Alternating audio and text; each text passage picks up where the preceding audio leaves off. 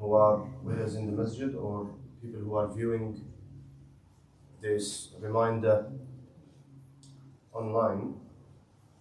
Last week we spoke about the issue of Bayt al-Maqdis, the sacred land, the sacred mosque.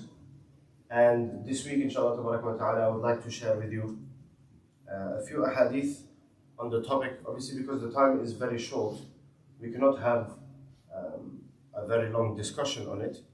But inshallah ta'ala, we'll look at the ahadith and comment on the ahadith in order for us to realize the importance of this matter, which is the number one issue that this ummah has currently. The first hadith of Rasulullah sallallahu alaihi wasallam in relation to Bayt al-Maqdis, which is Masjid Al-Aqsa, a number of names: the Masjid Al-Aqsa, the Aqsa Mosque, or Bayt al-Maqdis, which is the sacred home or the sacred place. And in general, the area is known as Al-Quds, the sacred land. That Rasulullah sallallahu alaihi wasallam stated in a hadith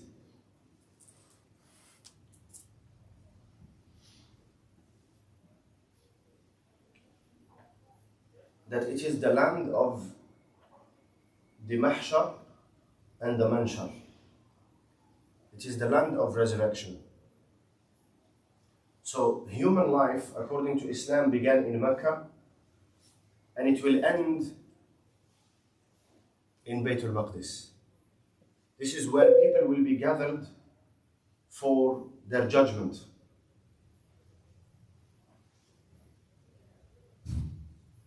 This is one statement of Rasulullah sallallahu alaihi wasallam.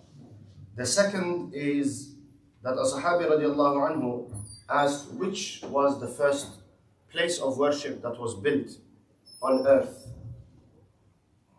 for humanity to worship Allah subhanahu wa ta'ala. He responded that it is the Kaaba, Masjid Al-Haram. When asked which was the next one, he said Bayt al-Maqdis, Masjid Al-Aqsa. And he stated that there was a 40 years gap between the building of the two. In a third hadith, Rasulullah sallallahu alaihi wasallam, narrated by Abu Huraira, and this is a famous and known hadith, that لا تشد الرحال إلا إلى ثلاثة مساجد. People are not to travel with the sole intention of visiting a mosque. Why? Because the entire land of Allah subhanahu wa ta'ala has been made as a place of worship. Except for three. Out of all the masajid of Allah subhanahu wa ta'ala, only three in the world are such that a person can make an intention to travel solely to visit that masjid. The first one is Masjid Al-Haram, the Kaaba. The second is Al-Masjid Al-Nabawi, which is the Masjid of Rasulullah sallallahu alaihi wasallam in Medina, and the third is Masjid Al-Aqsa, which is in Palestine. This is the second statement, or rather a third hadith of Rasulullah sallallahu alaihi wasallam, and it's important for us to realize that yes, there are trials and tribulations in many of the Muslim lands, or all of the Muslim lands. None of the lands of Islam or the countries of Islam are in a good state. They are in one of two states. One is that there is conflict and war, lack of security, poverty. This is one side. The other side, there is materialistic affluence, prosperity. However, there is no commitment or holding on to the deen of Allah subhanahu wa ta'ala. Things are changing very quickly, going away from the rules and regulations that Allah subhanahu wa ta'ala and Rasulullah have taught us in relation to politics, in relation to communities, societies. So we find that all Muslim countries are in one of these two categories, and most of them are in the first one, where there's war, poverty, conflict, lack of security, fear, injustice, corruption. So why is Palestine and Baytul Maqdis and then Masjid Al-Aqsa, why is it the number one focus of our ummah? It was in the past, it is now, and it should remain until the day of Qiyamah. Because this place, this land, this masjid is connected to our belief. It is connected to our belief. Rasulullah sallallahu alaihi wasallam, the third statement, or rather the fourth hadith, he states, "Salatun fi masjidi hada afdalu min arba'i salawatin fi Bayt al-Maqdis." And before I forget, it is also embedded in our belief and connected to our aqidah, because it was the first direction and the first qibla of Rasulullah sallallahu alaihi wasallam. And salah is the most important pillar of Islam after shahada. And Allah directed Rasulullah sallallahu alaihi wasallam to Baytul Maqdis first, and then to Al-Masjid Al-Haram and the Kaaba Al-Musharrafa. In this hadith, Rasulullah sallallahu alaihi wasallam says, "Salati fi masjidi hada afdalu min arba'i salawatin fi Baytil Maqdis." So here Rasulullah sallallahu alaihi wasallam is speaking about the importance of the Masjid Al-Nabawi, but he will compare it to what? Al-Masjid Al-Aqsa. To do what? To include it in the discussion and in his teachings, that a salah offered in this masjid of mine is better than fourfolds better than a salah offered in Masjid Al-Aqsa in terms of reward.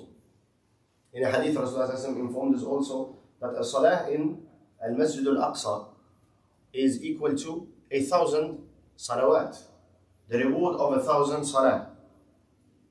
This is to show the importance of it and the importance of traveling to it in order to gain that reward. Obviously, people live in different areas, and certain places are closer to her than others. So if a person is not able to go, and it is not within their capability to visit Al-Masjid Al-Haram regularly, where a salah is equal to 100,000 salah, if you cannot go regularly, and Al-Masjid Al-Aqsa is within your reach, then seek the multiplied reward and the increase in the reward by visiting Al-Masjid Al-Aqsa.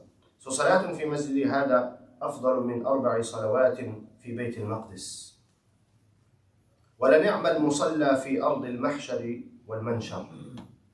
And how blessed it is, and how good it is as a masjid, Bayt al-Maqdis, that is in the land of resurrection. وَلَيَأْتِيَنَّ عَلَى النَّاسِ زَمَانٌ. And this is Rasulullah sallallahu alaihi wasallam almost, he's prophesying through revelation from Allah. But almost, it hasn't come to this, but it will come to this at some point, because it is a prophecy and nubu'ah of Rasulullah sallallahu alaihi wasallam revealed by Allah subhanahu wa ta'ala. But as if he is describing our situation. وَلَيَأْتِيَنَّ عَلَى النَّاسِ زَمَانٌ. There will come upon people a time. People here, meaning Muslims, the people of his nation, of Islam. وَلَقَيْدُ صَوْتِ الرَّجُلِ حَيْثُ يَرَى مِنْهُ بَيْتَ الْمَقْدِسِ خَيْرٌ لَهُ مِنَ الدُّنْيَا جَمِيعًا.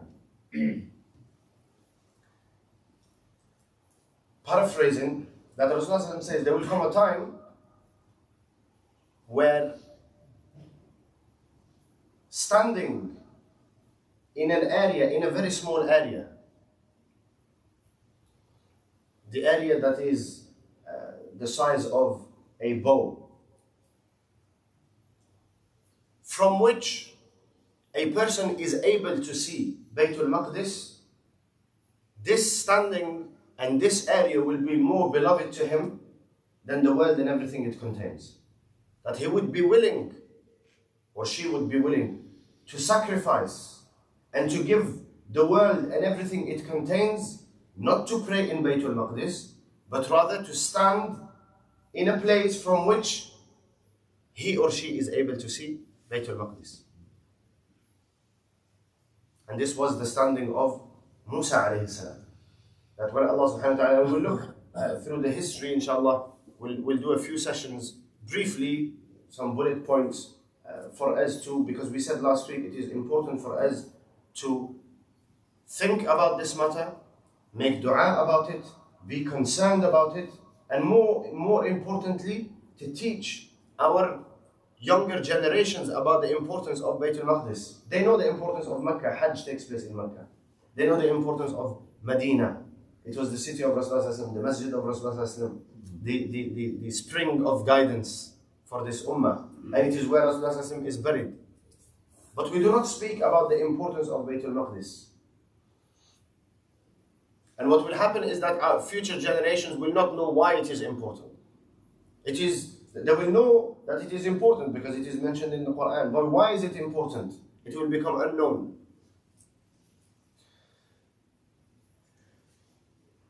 So we said that the Musa alayhi salam, when Allah, Bani Israel traveled from Misr, from Egypt, after fleeing and getting away from Fir'aun, Allah subhanahu wa ta'ala commanded Musa to command Bani Israel to enter into the promised land. This is why it is named the promised land, alongside the sacred land. They refused. And they said, Ya Musa, we will not enter, because there are people there and they are stronger than us, and we fear them, and we do not want to be in conflict, and we'll wait here. You alongside Allah subhanahu wa ta'ala, you guys get rid of our enemy, and then we will enter when it is safe. So Allah subhanahu wa ta'ala, at the response of Bani Israel to Musa alayhi salam, He decreed that they will not enter it for 40 years. During those 40 years, Musa alayhi salam's death came. So he asked Allah subhanahu wa ta'ala permission to go to a place where he could sight Baytul Maqdis. He was not permitted to enter it because he died within the 40 years that Allah subhanahu wa ta'ala had decreed Bani Israel will not enter the promised land and will not enter Baytul Maqdis. But it is so important and so beloved to Allah and so beloved to Musa alayhi salam, the Kalim of Allah subhanahu wa ta'ala, who is one of the 5 Ulul Azm min al-Rusul, that he sought permission from Allah, that, Ya Allah, can I go and stand in a place where from I can witness and see? So in itself, that is a ibadah. And Rasulullah says that there will come a time when this will not be possible for the Muslims. So we ask Allah subhanahu wa ta'ala to free this blessed land and this blessed masjid, and to support and help our brothers and sisters who are in the struggle and have been for many generations, not years, not decades, generations have come and gone in this struggle. And we ask Allah subhanahu wa ta'ala to change the state of our ummah, where we are not watching in pain with our hands tied, but rather where we are honored and supported, and help comes from Allah subhanahu wa ta'ala to regain what is due to the believers in Allah subhanahu wa ta'ala.